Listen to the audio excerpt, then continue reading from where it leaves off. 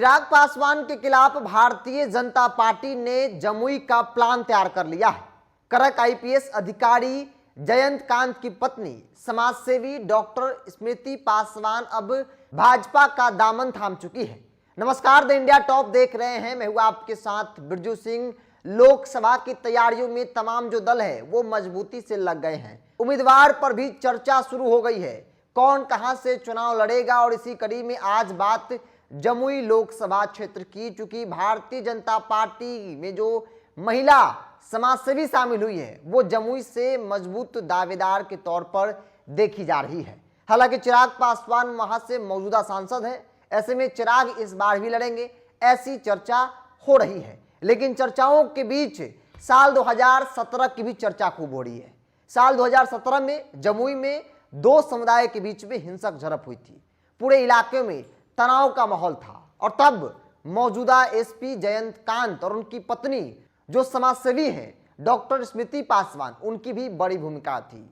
लोगों के बीच में जाकर जिस तरीके से समन्वय को स्थापित किया गया पति पत्नी के द्वारा, और जो माहौल बनाया गया, आपसी संबंध जो बिगड़े थे उसे ठीक किया गया, जिसके कारण जमुई की जनता के बीच पति और पत्नी दोनों एक नायक की भूमिका में आज भी देखने को मिलती है।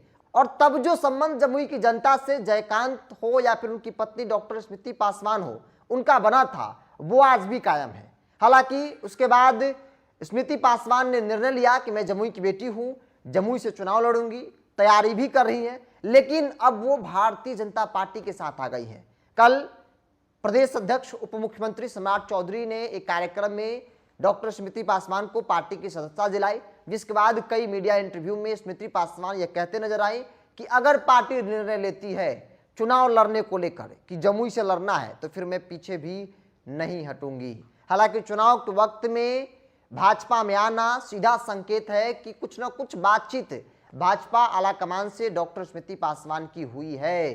चूंकि वो मौजूदा वक्त में वो तैयारी कर रही थी, वो एक दावेदार और मजबूत दावेदार के तौर पर देखी जा रही थी।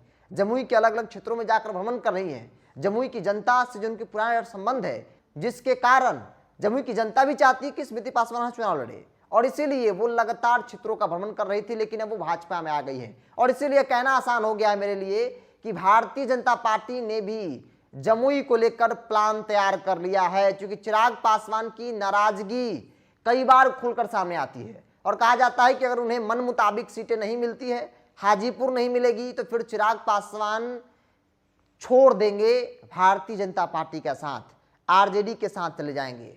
जो प्रेशर चिराग पासवान पर बनाया जा रहा था, अब उसका जवाब भी भारतीय जनता पार्टी की तरफ से दिया जा रहा है। स्मृति पासवान जो वहां के उम्मीदवार के तौर पर देखी जा रही थी जमुई में, एक मजबूत उम्मीदवार, उन्हें अपने पार्टी की सदस्यता दिलाकर पार्टी में शामिल कराकर भारतीय जनता पार्टी ने भी स्पष्ट कर दिया है कि अगर आप जमुई नहीं लड़ेंगे, अगर आप मेरे साथ नहीं हैं, तो फिर मेरे साथ स्मृति पासवान है जो जमुई से चुनाव लड़ सकती हैं। तो इसीलिए हमने आपको शुरू में बताया कि भारतीय जनता पार्टी ने चिराग पासवान के खिलाफ जमुई का प्लान तैयार कर लिया है। चूंकि करक आईपीएस की पत्नी जो मौजूदा वक्त में जयकांत जो है वो पश्चिम चंपारण के रेंज के डीआईजी हैं, और ऐसे में उनकी पत्नी जो एक लंबे वक्त से समाज सेवा से जुड़ी हैं, समाज सेवा कर रही हैं। जमुई से उन्होंने इसकी शुरुआत बेशक की हो, 2017 में उन्होंने कई इंटरव्यू जिक्र किया कि साल 2017 में जमुई में एक दंगा हुआ था, दो समुदाय के बीच में आपसी तनातनी हो गई थी,